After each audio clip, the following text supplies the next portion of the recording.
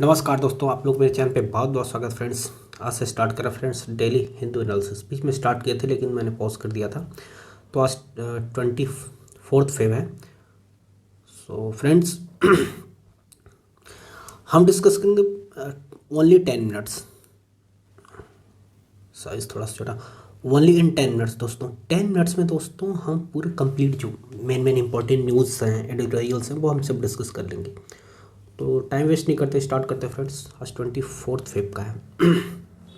और हाँ दोस्तों, हम इसमें और डिस्कस करते जाएंगे कि कौन कौन सी न्यूज़ आपके लिए इंपॉर्टेंट है जो आप उसको देख सकते हैं और किसको स्किप कर सकते हैं। देखिए, ईडी अरेस्टेड महाराष्ट्र मिनिस्टर्स।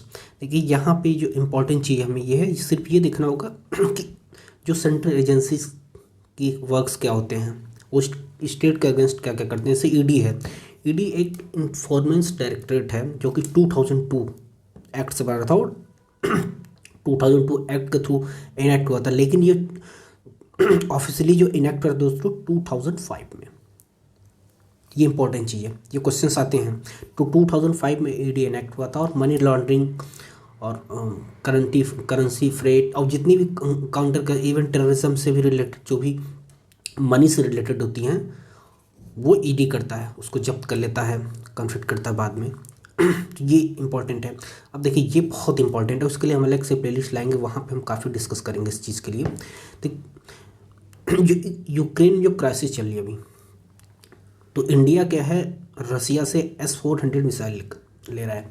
और जब भी अगर क्राइसिस होती है, क्योंकि देखिए थोड़ा सा यहाँ डिस्कस करते हैं, दो पार हैं, एक रसिया, एक यूएसए। तो रसिया भी अपने जो मसल्स पावर को दिखाना चाहता है। और यहाँ पे अगर कन्फ्लिक्ट होता है इन दोनों के बीच, तो जो भी डेवलपिंग कंट्रीज़ होती हैं उनका बहुत लॉस होता है इनडायरेक्टली। इंडिया का स्टैंड ये रहा है, यूनाइटेड नेशंस सिक्योरिटी काउंसिल में इंडिया ने जो है ना तो सपोर्ट किया है रसिया को, ना ही अपोज किया है। एक बैलेंस है, दैट मीन्स न्यूट्रल रहा है। इसको रसिया ने काफ़ी प्रेस किया, कहा ठीक है, रसिया भी इस चीज़ को समझता है कि भाई डेमोक्रेसी में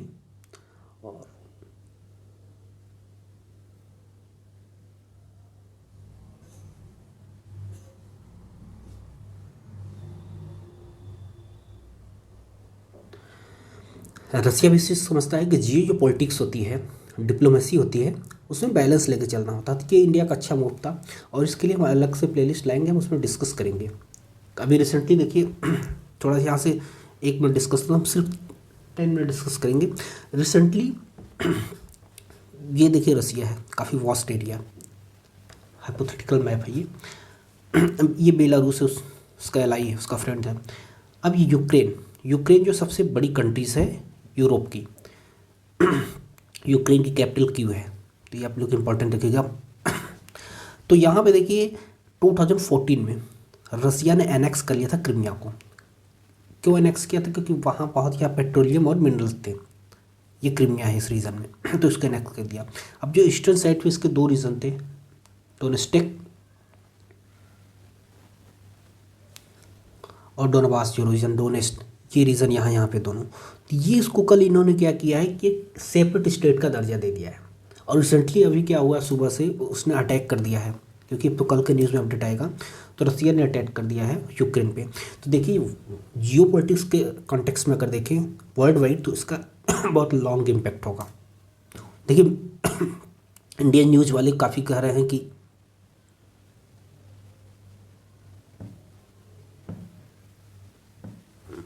इंडियन न्यूज़ वाले काफ़ी कह रहे हैं कि ये थर्ड वर्ल्ड वार, क्योंकि देखिए इंडिया का न्यूज़ सबसे कहते हैं इरिलेवेंट है, इसका कोई रिलेवेंस नहीं होता है। तो ये चीज़ें इसको बाद में डिस्कस करेंगे अलग से, इस हमारी काफ़ी पैनी नज़र है। अब देखिए, ये आप लोगों को रिलेवेंस नहीं है कि कितना टर्न आउट वोट हुआ यूपी में, पंजाब में, इसको स्किप करते जाइए। और जो इंपॉर्टेंट होगा वो हम डिस्कस करते हैं कि कौन कौन से आप लोगों को इंपॉर्टेंट होगा न्यूज़।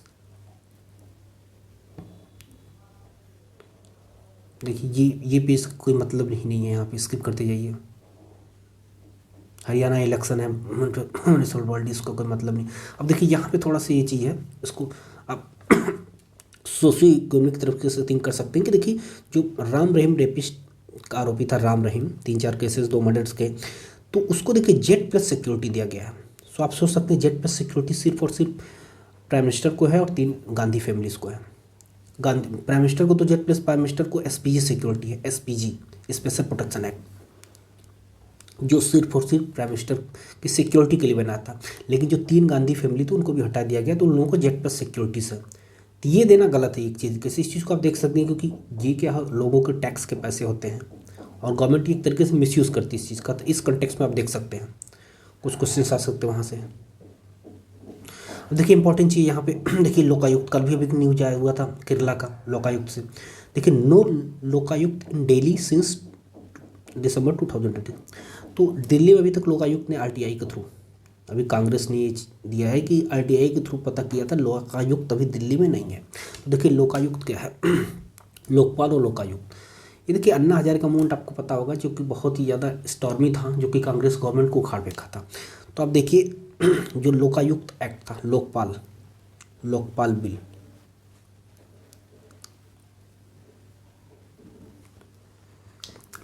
देखिए 2013 में, उसमें क्या क्या है हम थोड़ा सा डिस्कस करता हूँ। उसमें ये था दोस्तों, पीएम, काउंसिल ऑफ मिनिस्टर और group A B C D जितने ऑफिसल्स होते हैं, उन पे अगर करप्शन का चार्ज होता है तो वो इन्वेस्टिगेशन ऑफ जो एजेंसी है, और ये कॉन्स्टिट्यूशनल इंस्टीट्यूट है, पार्लियामेंट थ्रू इनेक्ट की जाएगी, बनी हुई है। तो देखो इसमें क्या है दोस्तों कि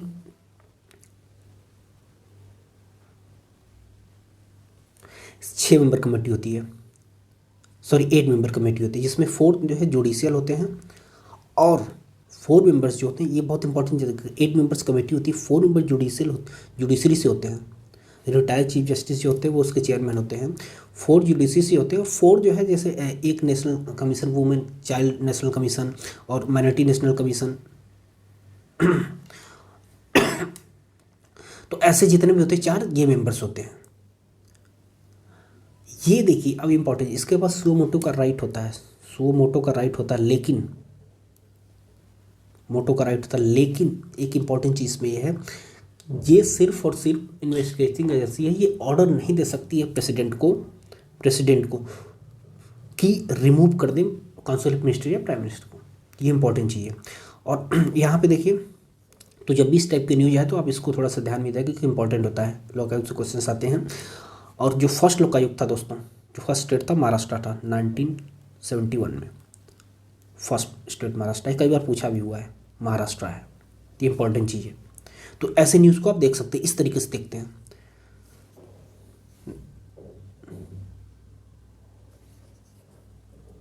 देखिए मणिपुर असम, ये सब देखिए इंपॉर्टेंट चीज़ थोड़ा सा है, ज़्यादा नहीं।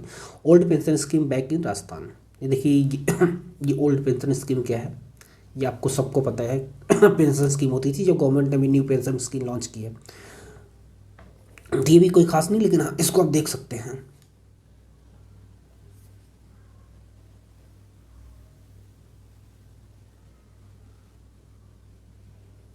ये सब देखिए कोई रिलेवेंट नहीं है।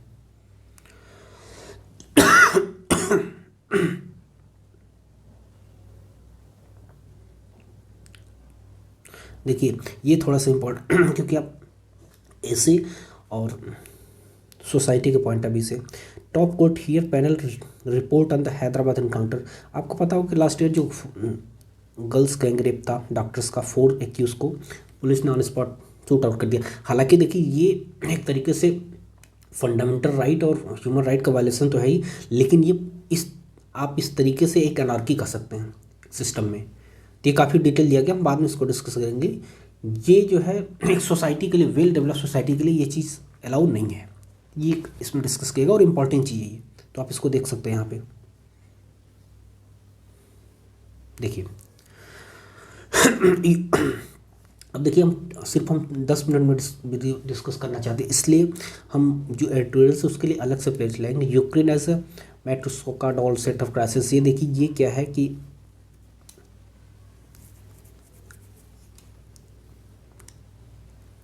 यूक्रेन क्राइसिस पे अब देखिए टर्निंग ट्रेड विंड से इंपॉर्टेंट है, थोड़ा सा डिस्कस करते हैं इस पर। देखिए ये चीज़ ट्रेड विंड्स, तो मानसून जो होता था सीजनल रिवर्सल ऑफ विंड होता था। देखिए ये इंडिया है, मैं थोड़ा सा डिस्कस करता हूँ।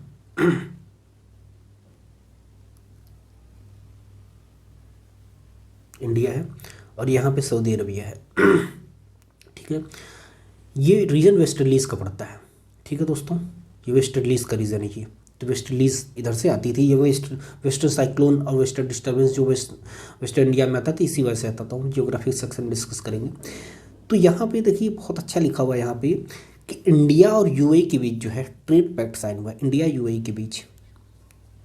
ये पहले मल्टीलेटरल था, बाईलेटरल, दो देशों के बीच। बहुत इंपॉर्टेंट चीज़ ये है कि देखिए फ्री ट्रेड एग्रीमेंट होता है, फ्री ट्रेड एग्रीमेंट FTA, कि तो जब दो कंट्रीज होती हैं या इंडिया 60 से ज़्यादा कंट्रीज़ के बीच जो फ्री ट्रेड एग्रीमेंट कर चुका है, जैसे दो कंट्रीज से ज़्यादा, 2 कंट्रीज़ के बीच फ्री ट्रेड एग्रीमेंट होता है। ऐसा नहीं कि उनका जो टेरिफ होता है जीरो, टेरिफ अपना जो है फिक्स कर देते हैं, जिससे क्या होता है कि उनको डबल टैक्सेशन जो होता है उससे अवॉइड होता है। तो एक तरीके से फ्री ट्रेड एग्रीमेंट है। देखिए comprehensive economic partnership agreement, comprehensive, CEPA, ये इंपॉर्टेंट चीज़ है। CEPA comprehensive economic partnership trade pact sign by India with the UAE, ये इंपॉर्टेंट चीज़ है इसमें। इससे दोनों के बीच क्या है, ट्रेड बूस्ट करेगा। देखिए DMK व्यक्ति आपके लिए रिलेवेंट नहीं है, बजट से लिए बजट हम डिस्कस करेंगे इसमें। ये कहा है कि जो है सर्विस सेक्टर के लिए काफ़ी भी यूज़फुल नहीं, बजट में कुछ दिया गया है। ये इंपॉर्टेंट चीज़ है। न्यू कॉन्स्टिट्यूशन, देखिए ये क्या है, ड्राफ्टिंग न्यू कॉन्स्टिट्यूशन इम्पॉसिबल। अब एक्चुअल में क्या है कि अभी एक डिबेट चल रही है कि इंडिया में एक न्यू कॉन्स्टिट्यूशन होना चाहिए, लेकिन ये प्रैक्टिकली पॉसिबल नहीं। हाँ, हमारे कॉन्स्टिट्यूशन में दिया गया है कि अमेंडमेंट कर सकते हैं, amendment according to article 368, but new constitution according to article 368, but new constitution possible नहीं है, उसमें कुछ चीज़ें चेंज होनी चाहिए। ये अभी तेलंगाना के जो मिनिस्टर्स हैं, चीफ मिनिस्टर्स रेड्डी साहब, तो उन्होंने क्वेंस वॉइस किया हुआ है। तो ये सब चीज़ें, अब देखिए यहाँ पे इस चीज़ को देख सकते हैं। अब आपको देखिए क्वेश्चन, स्टैटिक क्वेश्चन वहाँ से पूछ सकता है। ड्राफ्टिंग कमेटी के जो मेंबर थे, चेयरमैन कौन थे, डॉक्टर भीम अम्बेडकर। तो देखिए ड्राफ्टिंग कमेटी के चेयरमैन थे माधवराव, सैयद मोहम्मद सैदुल्ला, BR अम्बेडकर, अद्दाली कृष्णन अय्यर एंड BN राव। फिर जुगल किशोर खन्ना, केवल खन्ना, किशन, न्यू दिल्ली, SN मुखर्जी। तो ये इंपॉर्टेंट चीज़ है, तो इस चीज़ को आप देख सकते हैं। पॉलिटी सेक्शन में काफ़ी सब डिस्कस करेंगे, इसलिए हम आप जब भी इस तरीके के क्वेश्चंस देखते हैं तो आप माइंड में थोड़ा सा सेट कर लें।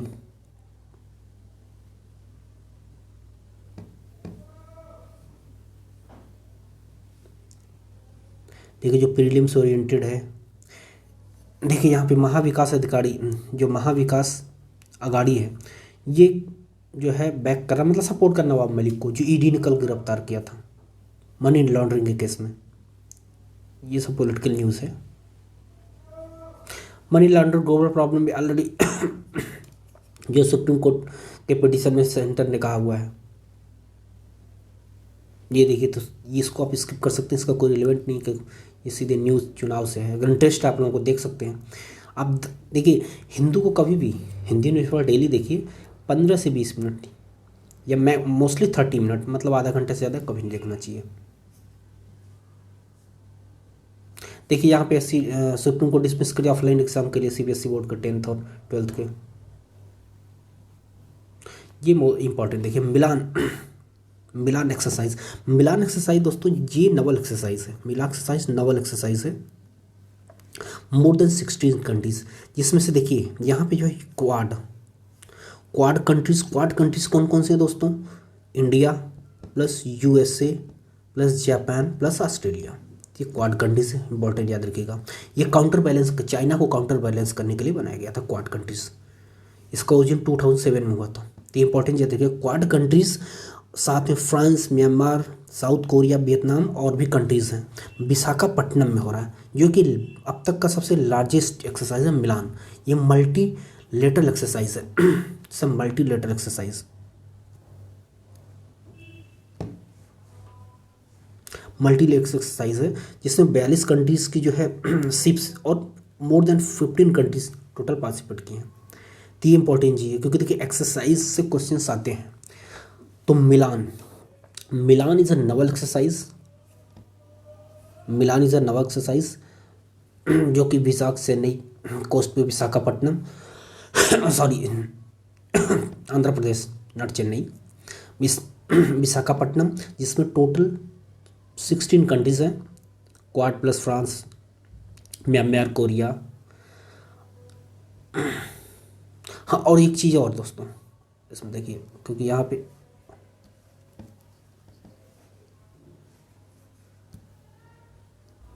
देखिए इसकी जो थीम है मोस्ट इम्पॉर्टेंट, मिलान की जो थीम है 2020 की, the comrade cohesion and collaboration. दोस्तों कॉमरेड कोहेसन एंड कोलैबोरेशन, ये इंपॉर्टेंट चीज़ याद रखिएगा आप लोग, इसकी थीम है ये इस बार की।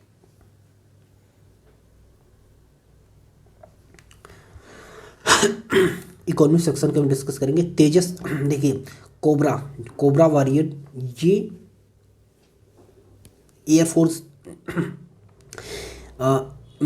एक्सरसाइज है, मिलिट्री नहीं है, एयरफोर्स एक्सरसाइज है। Cobra air force exercise between UK plus India के बीच में है, यूके इंडिया के बीच में हो रहा है।